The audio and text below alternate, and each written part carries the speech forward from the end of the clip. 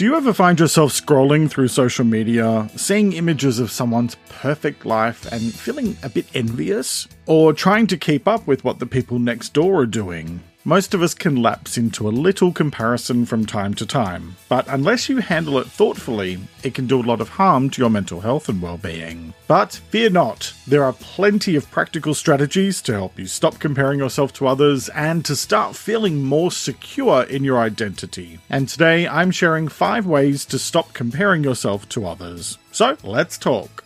Hi, I'm Jeremy Godwin, writer and mental health counsellor, and I work with people from around the world to embrace their individuality and feel more confident in being their true self. That's a big challenge, especially when you're being bombarded with the lives of others 24/7 on social media and in real life. There are 2 important things to remember though. Most people are only sharing their highlights, not the full picture of what their life is really like, and nobody has a perfect life. We're all just making it up as we go along. So, what's the definition of comparison? In its broadest sense, comparison is the act of evaluating yourself in relation to others. It's a natural part of our psyche, stemming from our evolutionary need to assess our status within a group so that we could survive. But in today's world, comparison has taken on a whole new level of complexity, and we find ourselves, young or old, analysing what others are doing or saying, and comparing ourselves relentlessly to try and keep up, and to try and fit in. But here's the problem. There is no comparison. Everybody's life experiences are unique, and so it's impossible to compare yourself to someone else. So you're setting yourself up for failure and disappointment, not to mention self-esteem issues. So let's talk about why avoiding comparison matters. Addressing the comparison trap isn't just about feeling happier, it's about preserving and enhancing your mental health. Constantly measuring yourself against others can lead to feelings of inadequacy, low self-esteem, anxiety, and even depression. By learning to let go of this habit, you can pave the way for better mental health.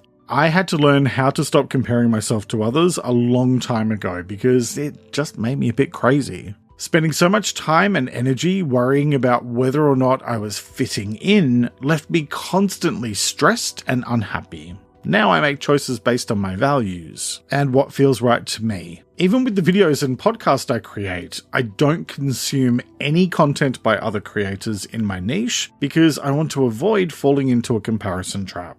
Okay, so now let's talk about 5 ways to stop comparing yourself to others. Tip 1. Use social media mindfully. Let's start by acknowledging the elephant in the room, shall we? Social media is like a breeding ground for comparison. So many pretty pictures showing beautiful lives where everything is neat and tidy, nothing ever goes wrong, and the washing up is always done. Except that's not real life, is it? Life is messy and complicated. Just when you think you have everything neat and tidy, your cat hacks up a hairball on your rug. The moment you think everything is great is the moment when something goes wrong. And the washing up? It's never done. Ever. The fact is that life is so much more than the one-dimensional representations online, so choose to approach social media much more mindfully. Curate your feed to focus on content that uplifts you without making you feel bad about yourself. Limit your scrolling time, and remember that a lot of people often post carefully curated versions of their lives, not the full picture. Tip 2. Focus on your journey.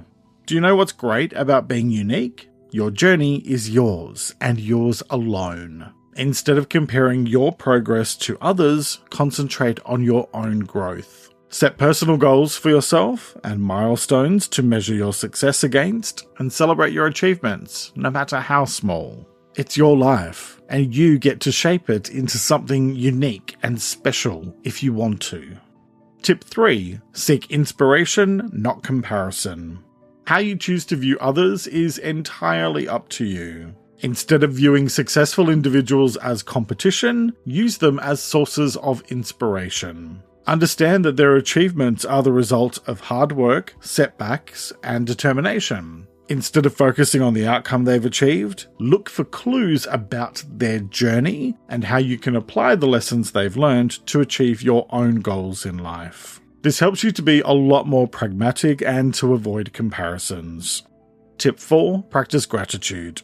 One of the things I say a lot in my podcast is what you focus on is what you focus on. And what I mean by that is that you can either choose to focus on what you don't have or focus on what you do have. But only one of those options will make you feel better about yourself. Regularly remind yourself of the things you're grateful for. The more you have to feel positively about, the more you'll have to feel positively about. Shifting your focus from what you lack to what you have promotes a more positive outlook. I have a simple daily gratitude and reflection digital tool that can help you do that and more in just a few minutes a day. It's linked in the description or find it at ltamh.com.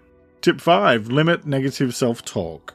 The way you talk to yourself matters. If you spend your time beating yourself up because you're not as pretty as this person or as talented as that person, you're going to feel bad about yourself. Pay attention to your inner dialogue. When you catch yourself comparing or criticizing, reframe your thoughts in a more compassionate and constructive way.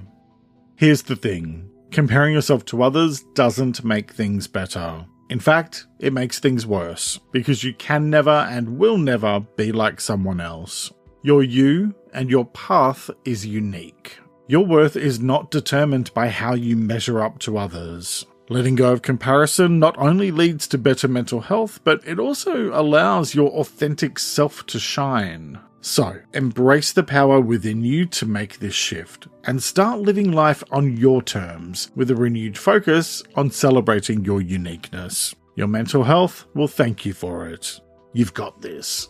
If this video was helpful, please give it a like, and you can listen to me share more tips on comparison and other topics in the Let's Talk About Mental Health podcast, available wherever you get your podcasts. There's a link to it in the description, or head to ltamh.com. Thanks for joining me today, and talk to you next time. Thank you to my amazing Patreon supporters. Join now for early episode access and ad-free content. It's linked in the episode description.